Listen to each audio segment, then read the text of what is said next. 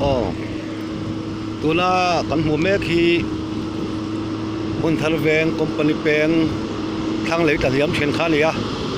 tuna hian JCB panin nan thok mek a ti chuan motor hi a thok leng kal tira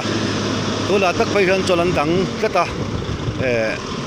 tol akal thei lo ani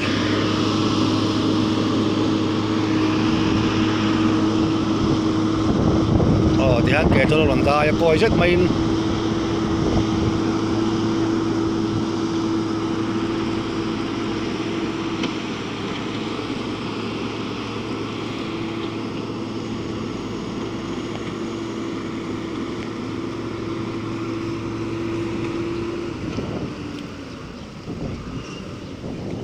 thì hắn khi làm bằng khi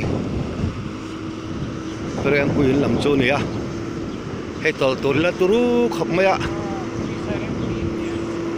khi tụi mình khi besai reng quy in chôn thì à anh nuôi khi ruộng vết to anh nuôi khi có chỗ rú tụi mình đi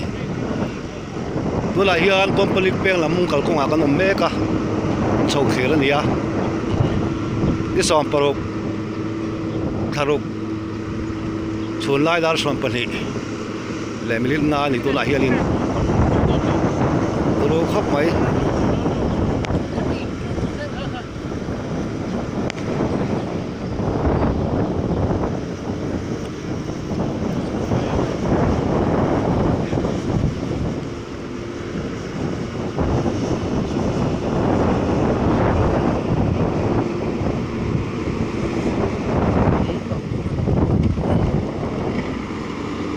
thì hiện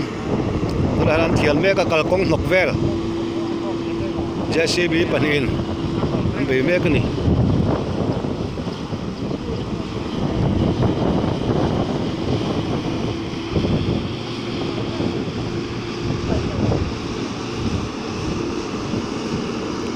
hian thang lampang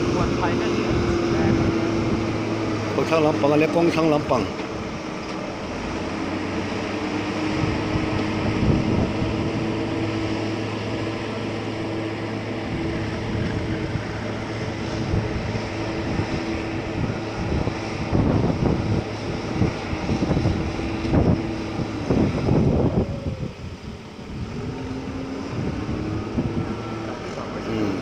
lại so sai rằng lo dẻo than nia chuan hian he ta lo chawin lai hun hi ni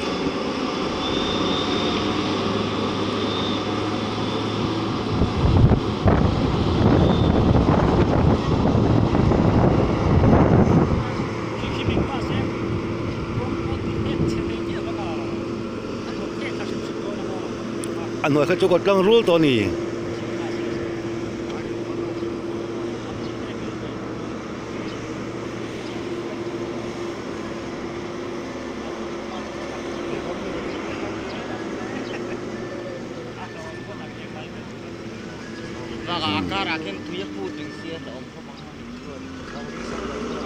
aban thang làm tập bộ cái khi